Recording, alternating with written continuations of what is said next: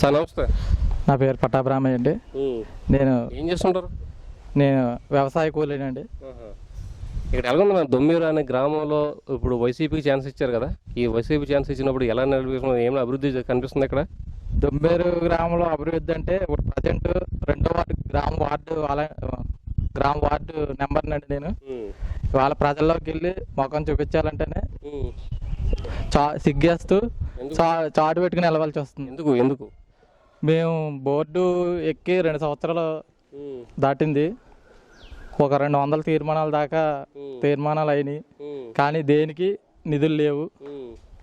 వచ్చిన నిధులేమో 14వ సంఘం ఆర్థిక సంఘం నిధులు, 15వ ఆర్థిక సంఘం నిధులు కూడా జగన్ రెడ్డి గారు లాగేసుకుంటున్నాడు అకౌంట్ నుంచి. ఎలా ఎలా సాధ్యమవుతుంది? ఎలా లాక్కుంటాడు ఆయన?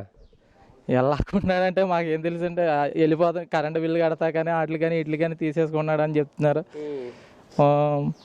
నిధులు ఏదైనా మేము చిన్న వర్క్ అడుగుతుంటే పైప్ లైన్ వర్క్ అడిగినా, డ్రైన్ క్లీనేజ్ అడిగినా నిధులు లేవంటున్నారు.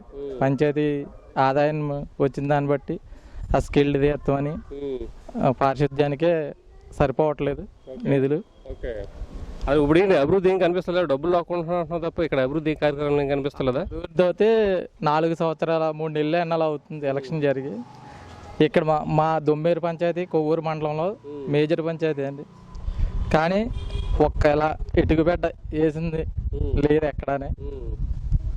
అది ఏం లేదు అసలు ఎక్కడ 4 సంవత్సరాల్లో కూడా ఏమి చేసిన ఈ వర్క్ అంటూ చేసింది లేదండి. ఓకే, ఓన్లీ దొమ్మేరు కాకుండా ఓవరాల్గా మన ఏపీ పరిపాలన ఎలా అనిపిస్తుంది నువ్వు చూస్తున్నావు, గమనించుంటే?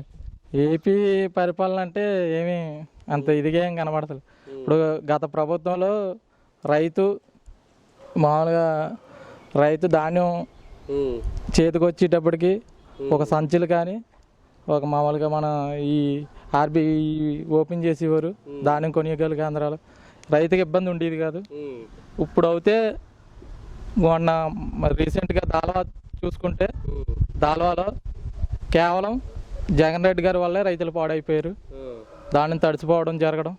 అంటే వర్షాల వల్ల పాడైపోతాయి తప్ప ప్రకృతి వల్ల కొంత నాశనం అయితే 20% ప్రకృతి వల్ల అయితే 80% జగన్ రెడ్డి గారి వల్లే. అంటే ఎలాగంటే దానికి కారణం చెప్తాను.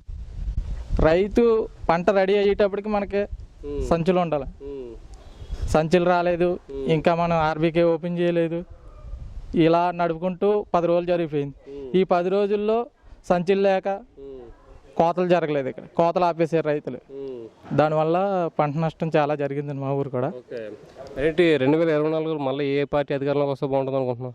2024లో అంటే టీడీపీ అధికారంలోకి వస్తుందని అనిపిస్తుంది మాకు. అంటే గత ప్రభుత్వానికి ఇప్పుడు ఈ 4 సంవత్సరాల నుంచి కూడా ప్రజలు తెలుసుకుంటున్నారు